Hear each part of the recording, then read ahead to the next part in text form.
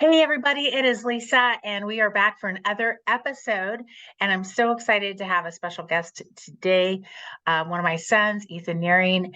And some of you guys might know Ethan. He's been a teacher at True North Homeschool Academy for the last 5 years. He's taught Latin 1, Latin 2, and this year he's teaching Old Testament and New Testament overview to junior high kids. And I think having a really good time. I think maybe more with this than with Latin, possibly. Um, so, Ethan, glad you're here. We are going to talk about adventure today. I think this is a really important topic because so often we get really kind of like we're down in the trenches with homeschooling and we're picking Right. curriculum and we're trying to make sure that our kids have all the education they need. I want to give you a little bit of background on what Ethan's doing and then he can fill in. But he was homeschooled all the way through K through Yep. 12. He went to college, got a college degree, debt free, praise God. And Possible. yeah, it's possible. He's been working for an international ministry, traveling to college campuses for the last so many months since he graduated. And so he has a unique perspective as a homeschool student, college graduate. Now he's working on college campuses and all manner of college campuses, Christian, secular, state, and really getting an interesting look at what's going on in the world. So, Ethan, anything you want to add to that before we really jump into the topic? Yeah, it really is a diverse group of colleges. My first trip for this ministry was I went to Victory, I went to ORU, and the last trip I went to University of Minnesota, University of Lincoln. Those are very different schools than ORU and Victory College, both of which are in Tulsa. So, yeah, so it is a different take. We also left out some of my favorite classes. Mom, I also taught the Star Wars Club, the Lord of the Rings Club, Right. Medieval History Club, Young Men's RPG Club, and I'm forgetting one. I really like the Star Wars Club. That one's a lot of fun. Oh my gosh, I forgot about the clubs. We haven't done clubs for about a year. And boy, you sure had a nice little group of kids who loved all your clubs and did all of them with you. Those were fun. I Maybe at enjoyed. some point we'll bring clubs back. They We'll were see. really fun. Yeah. Yeah. Okay. So you have a really interesting perspective because you are a nice sheltered homeschool kid, but like really in many ways, and you went to a Yeah. college that was really small. It's a classical college, and it was a lot of homeschoolers that were there too. So Hmm. that was kind of a sheltered environment. And now you're just out at all these colleges and Not universities. sheltered. Not sheltered, not sheltered. Did you feel prepared as you went from kind of this like hothouse of education out into the world? I didn't feel unprepared. No, I wasn't unprepared, but I feel prepared. I mean, one thing I realized when applying for this job was if you wait till you're ready, you're never going to do it. Yeah. And so the point is take the plunge, trust in God, and see what Yeah. it does with it. And that's really what I did, and I needed to do that. That was a big character development phase for me. Yeah. Um, I think that's a big character development of mental phrase for everybody. If you're yeah, making a transition from one kind of academic institution to another, or from education to a job, like one of the things we need to be talking to our kids about is that there's just learning curves involved, and that with every learning curve, you're not going to feel really confident and comfortable. That's the part of the curve where you're just right, like right. out on the struggle bus, You're right? That's not, just part it's of it. outside your comfort zone. That's literally what that means. Yeah, exactly. Yeah. So, I mean, I was well taught. I'm really well educated. One thing I realized since I started this job is I am incredibly educated. I'm working with college students from all over. So Yeah. I've realized just how much of a gift my education really has been as a homeschooler, as a classically educated homeschooler, Mm. especially towards high schools when we really buckled down to the classical. We always were that brand of homeschooling, but we really got into it in high school, for me at Yeah. least. Hmm. And then my college education was very classical, Yeah. very academic, very theological, kind of ivory tower-ish, I'll be honest. My Yeah. all the other alma mater, sorry, not alma mater, all the other alumnus in my class and I, we joke how we're in the ivory tower. I'm the reluctant member. Um, I'm the reluctant member of our ivory tower class, and then another buddy of mine, he's the lead of the ivory tower. So he's in seminary now, if that gives you an idea on his personality. Uh-huh. Yeah. But one thing I did definitely realize with this with this job is that I am intellectually and academically very equipped. Mm. I am very prepared. Not through really anything I did. I just pretty much did what was in front of me. And really just what my parents put in front of me, what my teachers, my professors put in front of me. I tried to do it well. Could have done better at some points, but it's been a real gift, the education I've been given. Yeah. And I've Yeah. realized that it's getting out there. I can see and grasp things. I can see the whole picture in a way most people can't. I can remember things most people can't. I had a friend tell me, like, "Oh, Ethan, you got a great memory. How do you remember all this stuff about Lord of the Rings, Star Wars, and theology?" I'm like, I thought everyone could do that. But it's another thing with our education is we did a lot of memorization, rote Yeah. memorization. Anyone who tells you rote memorization is worthless really needs to reconsider, because Yeah. there is power in strengthening your memory, even for strengthening your memory's sake. So that's one thing I got out of Latin. I memorized those dang charts. Right. Yes. You're welcome. Thank you, mother. So that's a key part of the education, and that's really helped me. Since I can remember all these facts, that allows me to keep them mulling in my mind, all these different ideas and concepts, and as they mull in my mind, that allows them to come together. That's another thing Mom taught me is I sketch, I draw. They're on my Instagram, Nehring 009. I don't have a lot on there, but I have some of my favorite ones, and that's something Mom taught me, was sketching and then creative storytelling. I've always loved telling stories. I actually remember back when I was 9, we had a house fire, but the entire year leading up to it and afterwards, especially afterwards, Dad and my brother would sit as I just told stories impromptu then and there. Yeah. I forgot about that until a couple of weeks ago, but I remember now just whipping out these stories out of my hat. Yeah. Should have written them down. Anyway, but that storytelling and the memory, like creativity and thinking things through and making things, putting a concept to paper and learning how to write really well and organizing that has allowed me to synthesize ideas, which in turn has allowed me to really teach my students in a subtle way. The students I encourage at college campuses, I do pro-Israel advocacy, so we fight anti-Semitism, that sort of thing.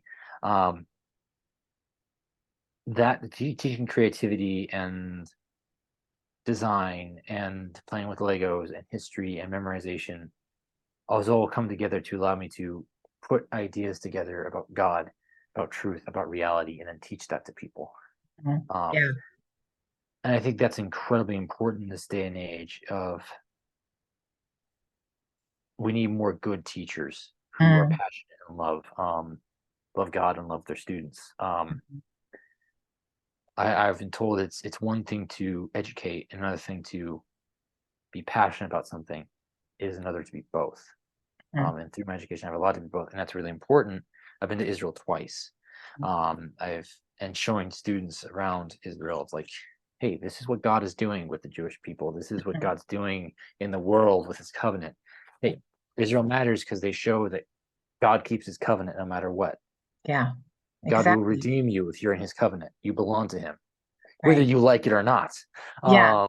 Right. It's the truth of his creation and his redemption and his story is happening, whether we acknowledge it or agree with it. It's Exactly. still happening. When you brought up Israel, that reminded me of a story that you just recently told me, and it really blessed me, honestly. And I think I want to just share this story now to encourage those of you who are thinking about homeschooling, or those of you who are homeschooling and are just discouraged, and you feel Or like, half homeschooled. does it matter? Did it really make a difference? The outcome didn't end up what I wanted it to be, or we didn't see this victory, or life is just, the dishes never get done, or whatever it is that's discouraging you. I think this is a fun little story and a vignette. When you were in Israel last time, you were in a line, and this little lady tapped you on the shoulder and said, "Are you on Instagram?" And you said, "Yeah." And she said, do you work with True North? Are you that guy on the Instagram reels? And you said, "Yeah." And she goes, "And it's this little Jewish lady in Israel." And she goes, "I watch those, and just keep up the good work. You guys are doing a great job in the world, and you're encouraging people, and you're giving an alternative to big box education, and people need to see that." And, I just want to share that story because we have no idea the reach that we have in our No, lives. not at It all. it might seem so small and so insignificant, but and we're not professional Instagram reel makers at all, but Ethan's Hardly. on there a lot, and we do have a lot of fun. I told him, if for nobody else, they're for my own like laugh factory, right? Like I just really enjoy them because they're funny and silly. But hopefully, we're helping you lighten your load and just having a laugh Mhm. at homeschooling and education. I mean, it is serious business, but it doesn't have to be all drudgery. Just Right, have some light moments, and in that, realize you might be reaching people around the world. Who knew? right. You don't know how you educate your kids really well, whether they appreciate it or not, or how long it takes them to appreciate it. You don't know Yeah, what the effect that's going to have. right. You have no Exactly. idea. Billy Graham needs someone to witness to him. Yeah. How long did his mom pray for him? I don't think he was a wild boy, but Yeah. he wasn't always a Christian. Yeah. If he was raised True. in a Christian home. How about Franklin Graham? How Yeah. long did he wasn't a full-on apostate? How long Hmm. did his parents pray for him? Yeah. A So you while. don't know what seeds you plant, whether Right. they're dormant for decades or not, are going to blossom later on. I also want to share something else. This will segue into really why I'm here.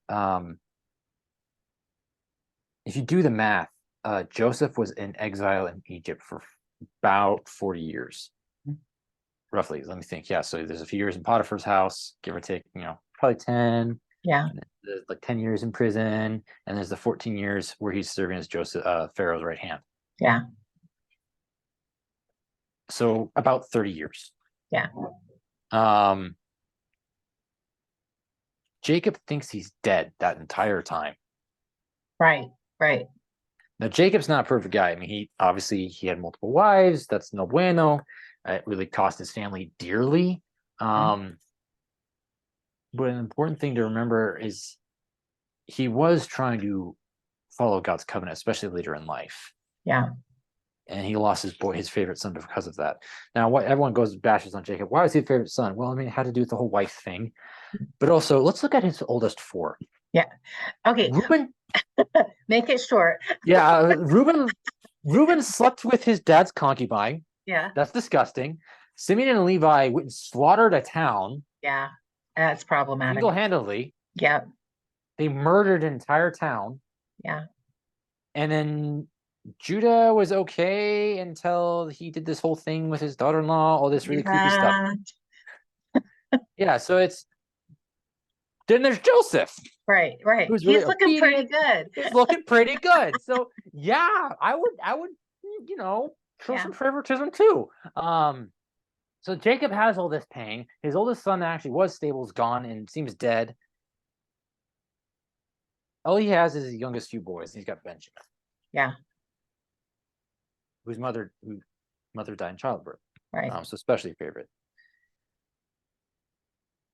So Jacob finally finds out, hey, Joseph's alive Yeah. after 40 years. Yeah. And he comes to Egypt. They reunite. His son's back from the dead. Hmm. Yeah. Right. The oldest son of his favorite wife is back from the dead. And when he goes to Pharaoh, Pharaoh goes, how old are you? Yeah. And I don't remember the exact number Jacob gives, but he names his name. He goes, long and bitter have been my years. Hmm. Fast forward 30 years. Jacob's actually dying. He summons his sons after blessing Ephraim and Manasseh, the sons of Joseph. He summons them all and says, long and full have been my years. Mm. And he's well into his hundreds. Yeah.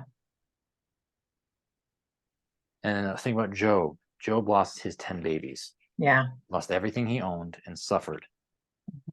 But after God explains how even chaos cannot disobey God, how God controls everything, everything must obey God, and God has it in control. He'll take care of you. Yeah. Job has 10 more sons, or 10 more kids. He has 7 more sons and 3 more daughters. Yeah. Everything he owns is doubled. There are some rabbinical sayings that say, well, it's just Job's children were brought back from the dead. It's the original 10. That way it's not tragic. I think that takes away from the power of the story, because at their resurrection, Job will have 20 kids. Right. When the resurrection occurs, Job will have 20. Right. All that to say is you don't know what pain that you're going through now, how that will double what God's going to do. Right. That's why you can't give up the fight. Yeah. Right. And all that, like, what does that have to do with homeschooling? Is it a fight? If you're homeschooling, you know that some days it does feel like a fight, right? You're fighting yourself, or you're fighting your kids, or you're fighting the attitude, or you're Mm-hmm. fighting the weather, or the dogs barking, all the things. And just relationships are hard. But I think we can really take great hope from these stories that Ethan mentioned, in that, you know, it's not the end of the story till it's the end. And if it's not the end, Right. there's redemption involved, because God loves Right. redemption. That's what he's doing in And, the world. and not even Leviathan can resist God. That's God's, when he's chewing out Job at the end of Job. That's what God's saying. Not even Leviathan, the ultimate chaos monster of the ocean, can resist me. Right. Because Right. culturally, Leviathan, if you say a Leviathan to an ancient Canaanite, they think of the giant seven-headed monster of chaos. Ah, okay. Seven Interesting. heads, seven-head Yeah. dragon revelation, tie there, Yeah. maybe, I don't know. Interesting. Um, but so it's not even Leviathan can resist God, but it's more that in homeschooling, if you're actually trying to educate your kids, and that's really what we're doing. People say we're just afraid of the public schools. No, it's not. We're trying to No. give Yeah. something to our children that the public schools can't. Right. That's why mom homeschooled us, is she wanted us to have a certain level of education. If you are truly trying to educate human beings in an honorable, godly way, if you're truly trying to teach truth, you're gonna have spiritual pushback. Right. Yeah, exactly. I think we need to expect it. Um, Yeah. and I think, one of the things I just read was that if a spouse, a couple prays together out loud daily, they have a 1 in 1,500% chance of getting a divorce. So statistically, it's practically impossible that you'll get divorced if you pray together out loud every day. And that's one of the things that we did in our family, and as we homeschooled, is we prayed out loud together. Every night we would have family prayers on our bed, and we read the Bible, and we really talked about the Bible as informative to our faith. And so I just want to encourage you, if you don't know where to start, just open the Bible and start reading. The With Gospels are a God. great place to start, but pray with your family, pray with your spouse, pray with your kids out loud every day, and just fumble your way through if you have to. There's no problem with not having it done perfectly, getting God it done. expects effort, not results. Yeah, exactly. Thank God. If he wanted results, he never sent Jesus on the cross. Yeah, Because he knew exactly. we couldn't get the results required. Yes. But yeah, so that's one thing that we have to remember. I mean, we're at spiritual warfare, especially if you're trying to raise your kids, teaching the gospel. I mean, there's nothing wrong with evangelizing your kids at a young Right. age. It's okay. Like, I accepted Christ when I was 3. Yeah. There seems to be this stigma where it's not real unless they accept it later on, or Yeah. it's brainwashing if you're teaching your children your faith in a really explicit way. Like, no, You're you supposed to. are a steward Yeah. until they get into an age where they can choose for themselves. Yeah. You are responsible to teach them the truth. Right. As Right. long as you And try that, you're doing your job before God. we are reading this book by George Barna on spiritually raising your kids. And the majority of people really accept Christ before they turn 18, like over 80%. So you guys, you have such a beautiful opportunity right now with your kids to really share the gospel with Yeah. them and show them the truth of it, and how excited and how much in love you are with it, how much you take it seriously. Um, In word so and yeah, action. yeah, words in action. Yeah, yeah, Yeah. And another thing, I mean, it's like I said, we're a spiritual war. That's the really big drive of what we're trying to do here. That's where it's yeah. leading up, is you're gonna go through a lot of fire. Mhm. The Christian walk is a firefight. That's why Christ says to pick up your cross and follow him. Yeah, It's hard. It's supposed to be difficult. yeah. If it's, and the more attacks you get from the enemy, that means he finds you a bigger threat, which means you're doing something right. Yeah, And that's something you really have to remember, is if you're if everything feels like a battle, it's because it is a battle. You're at yeah, war with Satan, yeah, but you're not alone. right. You have God at your fight. If you are truly seeking to honor God and how you raise your kids and what you do with your ministry and what you do outside the home, you're fighting side by side hmm Right. with God Almighty. He has allowed us to fight beside him. Mm. And that's really the point of what you wanted to talk about, is this Right. adventure. Um, Now you're a young man who is in great shape, and I am like this side of middle class. I have some serious health struggles, not in great shape, and like my goal is to keep walking every day. And so we're coming at it from different points of view, like just where we're at in the seasons of life. But really, following God is a great adventure. And even though we are in a firefight and it is truly a battle, and some of us who are older have true battle scars, some of us who are younger do too, and we do get battle fatigue, we do get battle weary. And sometimes we just need to rest and Mm. get some get some spiritual respite. But it is a grand adventure and it's the greatest adventure. It's a bigger Right. adventure than we could ever have on our own. Right. And that's what Tolkien's trying to say with the Lord of the Rings is all these adventures seem glamorous. Yeah. Since Sam realizes like all these great songs and adventures, they seem so cool. And they get down to it like, I'm cold, I am tired, I am hungry. That's if things are going well. Um, if Right. things aren't going well, like Boromir's dead, we don't know where Merry and Pippin are. We're separated from everyone else. Oh yeah, Gandalf's dead. We're alone. We're running out of supplies in Mordor. That's what an adventure actually is. And sometimes it feels like that when you homeschool, but that's Yeah. because you're waging war in the heavenlies. Yeah. That's Yeah. so when I was in Israel, we're leading students. Um, After I helped do this small sermon thing, our tour guide, is a really good friend of ours, amazing man, comes up to me and hands me a set of jumper wings. Oh, He's former special forces in the IDF, yeah. and he hands me a pair of IDF jumper wings. So the paratroopers are the best unit the IDF has. Yeah. What's the And IDF? Israeli Defense Forces. Okay. And the reason he did that for me is he wanted me to. He said, "This is to remind you you're waging war." It wouldn't know what he exactly say. I said, "Thank you," and he goes, "Yes, you're waging war in the heavenlies." And he points upward, Mm. just like the PJs. And he wants me to remember that through my ministry, I am waging war in the heavenlies. And if you're a mom or a dad trying to teach your kids the truth, you're waging war in the heavenlies. Mhm. Yeah. You are at war. Yeah. Yeah. You're fighting for the souls of your children. You can't determine if they will choose truth. That's not up to you. Mhm. Homeschooling won't save your kids, Yeah.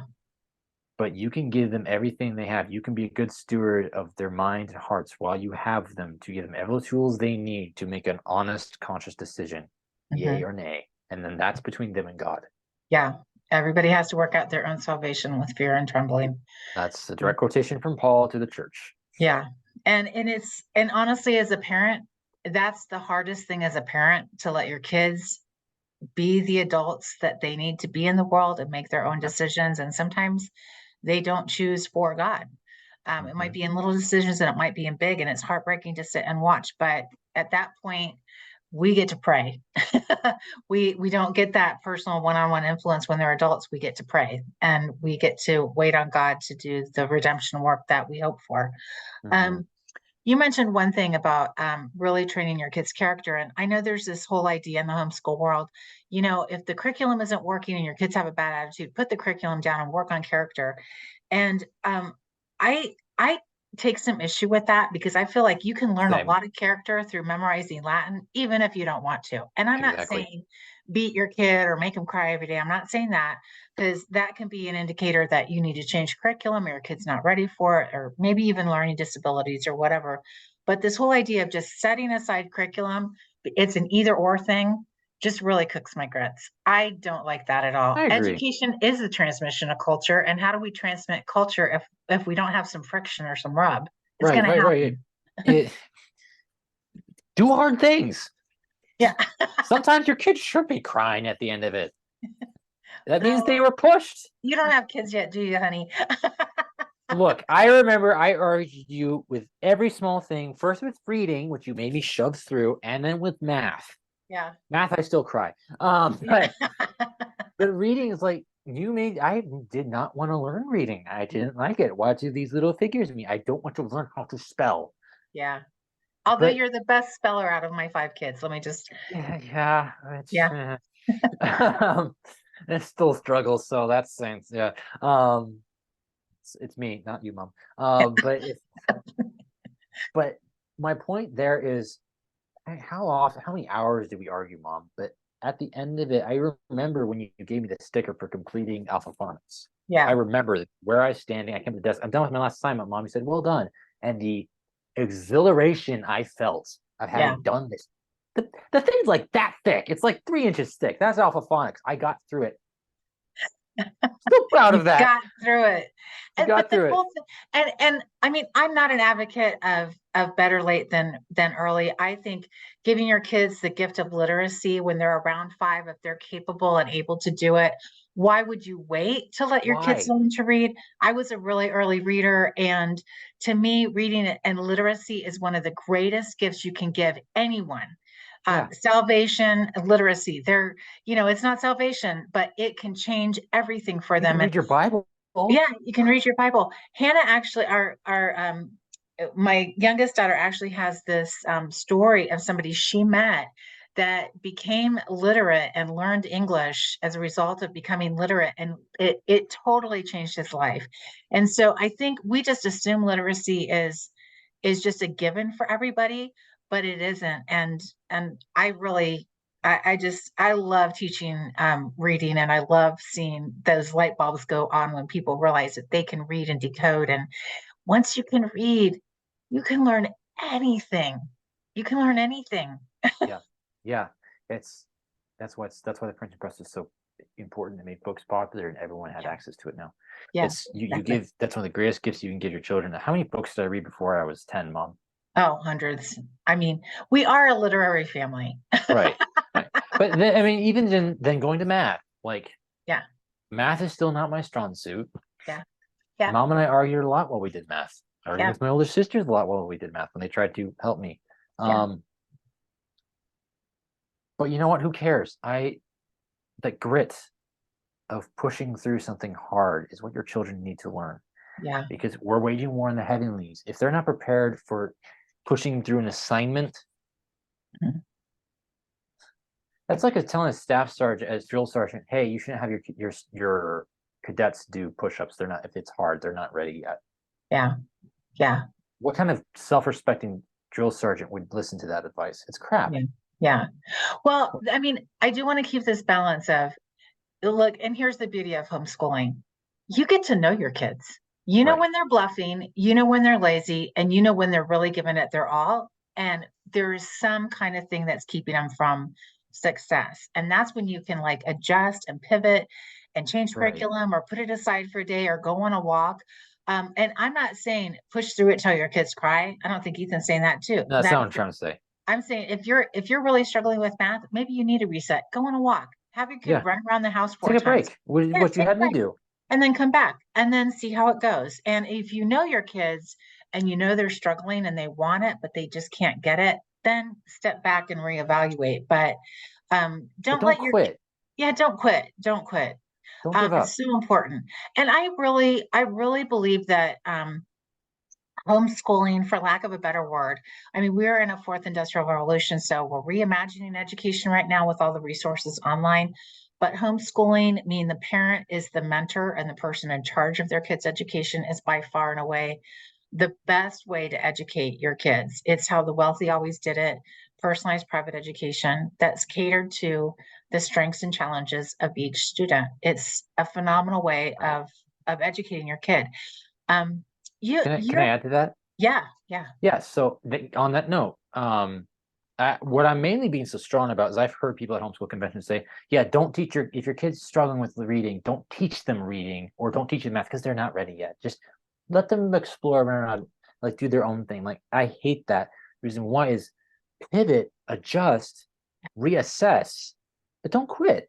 Your yeah, kid needs to learn that grit. And then that's another thing on your point of the personalized private education. I mean, that's what George Washington did. That's what we did. And that ties straight to the pivot. It's, your kid, yeah. okay, what's going to help this kid actually understand the concept? Right. I still struggle with math. Hmm. I really struggle with math, but then we just adjusted curriculum. Yeah, Granted, curriculum hopping can be exhausting, so be careful, but yeah, mom didn't stop teaching me math. yeah, right.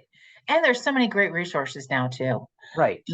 So I just want to ask, like, do you feel like you're on this grand adventure now? I know you just got off of like several weeks of traveling nonstop. Like you've been on Oof. planes and driving and staying in hotels and talking to different people on campuses and giving speeches and doing professional dinners. And so it's been a lot of interaction, a lot of traveling. Do you feel like it's an adventure? Is this what you thought it was going to be? And what do you have to say to people who are in the trenches of homeschooling and preparing your kids for the adventure ahead? It is an adventure.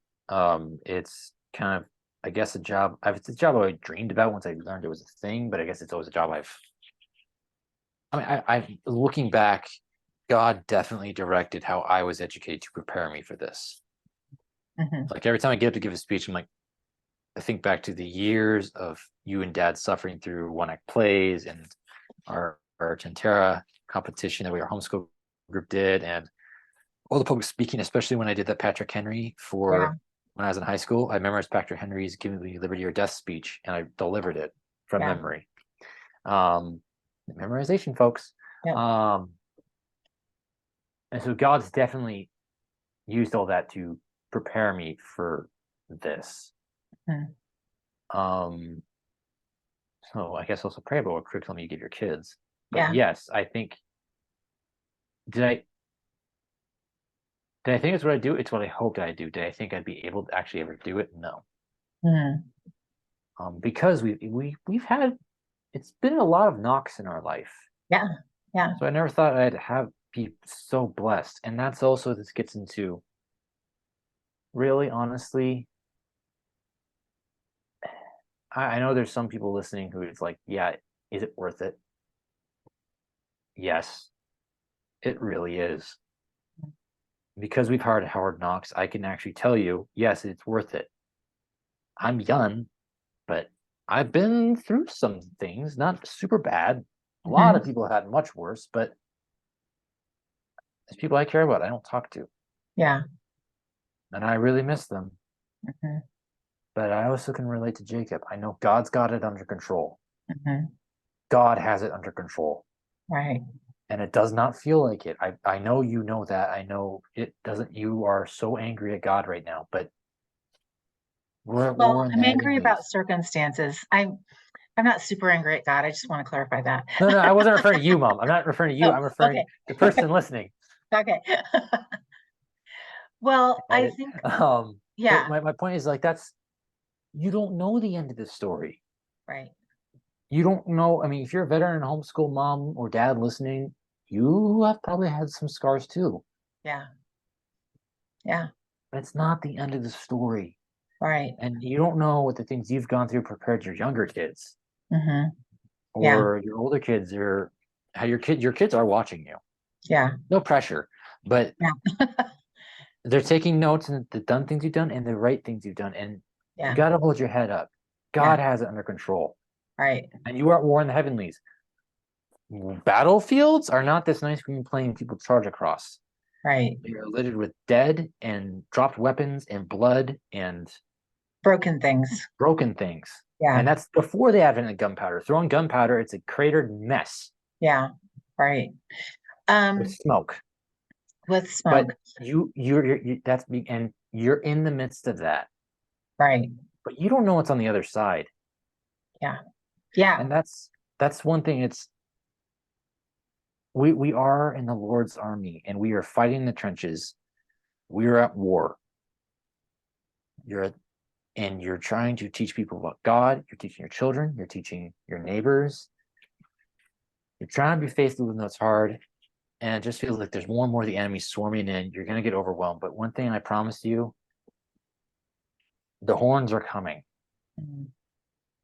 That's what Revelation's really about. It's like all about. I know people as soon as they hear the word Revelation, like, he's gonna get into prophecy. Like, no, no, no, no, no, no, no. I'm not that crazy. My point in bringing that up is Revelation. Is it the future? Is it all of history? Is it just the Roman Empire? It's like the point is to say we win. Mhm. We will win. It's gonna get dark. It's gonna get ugly. The seven-headed dragon of the Mhm. red dragon is gonna come at us. Babylon's gonna rise. We're going to be overwhelmed and outnumbered, outgunned, and surrounded in Armageddon. I've been to Armageddon, by the way. It's a really big valley. Wow. Well, I've driven through it. Yeah. But then there's the horns. Mhm. Is there a rapture? I don't know. But the language of the rapture it's a rallying call. The shofar in ancient Israel is both a call to worship and a call to battle. Mm. Mm-hmm. And when it's going to get darkest, there will be horns. Horns in the deep. Horns echoing off the sides of Mount Mindolorian. Mm-hmm. And those of you, I'm butchering that pronunciation, but that's a reference to both Helm's Deep and the Ride of Gondor Mm-hmm. and Lord of the Rings. Yeah. That's another thing. So the movies don't capture it. In Lord of the Rings, in the books, the Nazgul has breached the gate of Minas Tirith, the capital of Gondor. They're breaching the walls. Denethor is completely off his rocker. He's up in the top, about to commit suicide with his son. Gandalf alone of the men holding the gate has held the line. All the others have bolted at the sight of the Witch King of Angmar. And the Nazgul rides in, defying Gandalf and his light. Gandalf's prepared to have a mighty showdown, and then the horns of Rohan. Mm. And then it cuts scene. Right before the horns, there's Theoden. Theoden's alone, a little bit ahead of his army. It's dark, right? Like pitch black. The orcs don't know they're there because they've snuck in through another position. So the Rohan, they kind of sneak in, and everything's pitch black still. And it describes Theoden watching the city burn, watching the horde, the massive orcs and Oliphants tramping around the walls, and the screams and the yelling. And he bows his head. It says the king knelt his head. And you get this vivid image of this just old venerable warrior bowing his head, his crest, literally crestfallen. Mm-hmm. Like the mightiest bastion of good is about to collapse. And then there's a sea breeze, a breeze from the sea that pushes under the dark clouds of Mordor. And he perks up. And there's another breeze pushing against the clouds. And he draws his sword and he throws aside the cloak that's covering his shield. And it says, and the light of the sun beginning to pierce the clouds hits his shield. And he says, "Arise, men of Rohan, to fire, to foe, onward and then the movie captures the actual war cry well. It's slightly different in the books, but it's just like, to death, to death." And I read and watched a YouTube guy, he's saying why this is so significant, because in Lord of the Rings, the way Morgoth, the master of Sauron, made men fall is he made them afraid of death. When death is actually an inheritance to man, because they go to be one with God. Right. Until the time of the resurrection, and they come back and recake and become co-rulers with God. Right. And so what's significant about them chanting death in the movies, in the books it's different, is we're not afraid of you. Yeah. Bring it on. We are sons of Iluvatar, ever the one God. So even in the most darkest times, you gotta, just that little faint sea breeze, you gotta cling to that. The sun doesn't pierce the darkness until Theoden says charge. It's not in the movies where it rises behind them like we're ready to go. It's that faint sea breeze. Are you gonna hold on? Are you gonna do this? And it's just a faint trace. But then Theoden snatches onto it and charges and delivers the last city. And he pays for it. He does die. Yeah. But he dies. He's been afraid the entire book of, I am a disgrace to my fathers. If you look at the lore, his dad was actually abusive. He comes from a rough childhood. If you look in the backlog, I'm a nerd. All the appendices of Lord of the Rings. They didn't have a rough childhood, and his whole thing the entire time, I am an embarrassment to my fathers, the mighty horse kings. But when he dies, his last words are, I slayed the black serpent, the king of the Southlands. Yeah. My last act, I one upped everyone before me because I was faithful to the last. I can walk among my fathers, and he says, I can walk among my fathers with my head up. Because he's faithful to the last. Yeah. We're at war in the heavenlies. Yeah, we are at war in the heavenlies. And I think you made a good point. Like, praise and hard work, they go together, right? And if you're in a battle, you got to keep praising God. That's part of your armor. And resiliency and grit is the other part. Don't give up. And if you feel like you're just getting hit so much and you can't keep going, find a prayer partner, Mhm. put on some praise music, read the scripture out loud, pray out loud with somebody, and find a support group that's going to be with you, that is like-minded people, so that you can keep going. We're called in Ecclesiastes 4:9, two are better than one, for they have a good return for their labor. Right, Because when one right. falls down, there's somebody to pick them up, and it assumes we're going to fall. In Mhm. Thessalonians, it says, "At the end, be found standing." I think that means be found standing because you're going to trip a lot. So at the Yeah, end, make sure you're upright. right, right. And yeah, if we're surrounded by a tribe and by a group of people who gets the battle that we're in, they can help pick us up or go, hey, you're tripping, let me hold your hand.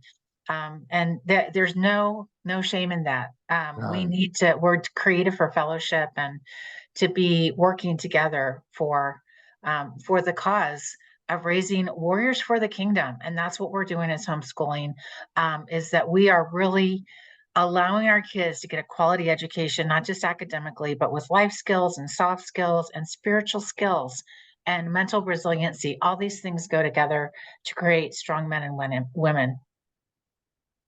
yeah, and I know we're probably running out of time, but I just wanted to tie that Lord of the Rings to Revelation. Yeah. And you have that scene, and you have that imagery twice of the men holding the castle. You have Helm's Deep and Minas Tirith both have the imagery of just holding the castle, overwhelmed. We're being overrun. We can't hold them off. And then there's Yeah. horns. There's horns Hmm. echoing and echoing and echoing, and it Yeah. confuses the enemies and inspires them, the men within the castle. You don't know how long you're going to be fighting, but God has promised He is going to come through. Yeah. And you have Exactly. to remember that you don't know. You got to rest. You got to have your tribe. You got to learn to problem solve and repair relationships and forgive and be forgiven. Hmm. Because otherwise, you won't have a tribe. Right. Yeah. And that's an important part of being a Christian. But at the end of the day, be found upstanding because the king is coming. The king will return. Mhm. Yeah. And it won't be what you expect. Yeah. A lot like homeschooling. It's A lot never like what you think homeschooling, it'll it's be. never what you expect. Oh my gosh. Yeah. Yeah. But we've read some great books though, don't we? Oh yeah. Well, that's another thing. Like even the folk speaking, so many plays, so many dumb one-act high school plays. Oh Yeah. my gosh. We did Some a of lot them of were we did a lot of them. Some they're embarrassing to watch and sometimes embarrassing to act in. yeah. But oh my gosh, when I get up on that stage, I hit this adrenaline rush of like, I know how to do this. I've been doing this since I was 6. Like Yeah. Yeah. literally. So it's Yeah. like I had no idea that was going to be preparing. I just did it for fun. Yeah. I just loved acting. I just loved being out on that stage. But now it's like, ugh, stage work. Got it. It Yeah. still makes me nervous, but like you don't know what. That's what you got to pray about your curriculum. You don't know what you're preparing your kids for. And even Right. it's like, if your kid loves reading, make sure they have time to read a novel. You don't. I mean, hey, I love storytelling now, and I'm Yeah. able to tell stories to encourage people. That's Yeah. you don't know what Exactly. God's going to do with what you're teaching your kids. Just be Right. faithful. It's okay. The Right. results are up to Him. Duties are ours. Results are up to God. Right. John Quincy Adams quote. Yeah. That's a great quote to end on. We've been a little all over the place, I think, but we've been talking about adventure and what is God calling you to, and you're in a battle as a homeschool family, and that might sound a little dramatic, but if you've homeschooled for more than 2 weeks, you might have already felt it, right? Yeah. So Oh we yeah. we'd love to know what your struggles are and how we can come alongside you as homeschoolers. That is our mission at True North Homeschool Academy, It is. is to come alongside fellow homeschoolers, to raise leaders, future leaders and Right. learners, Right. um, who are critical thinkers, creative people, and truth seekers. Right. So, yeah, How are you preparing your kids to lead in the war in the heavenlies? right. That's the thing. Are you preparing for adulthood? Yeah, Or how are you going to launch them? It's a heavy burden, but Christ carries your burdens. yeah, yeah. Thanks, Ethan. Yes, ma'am. Thanks, Mom. Okay, you guys. We'll talk to you all Thanks, guys. soon. Bye.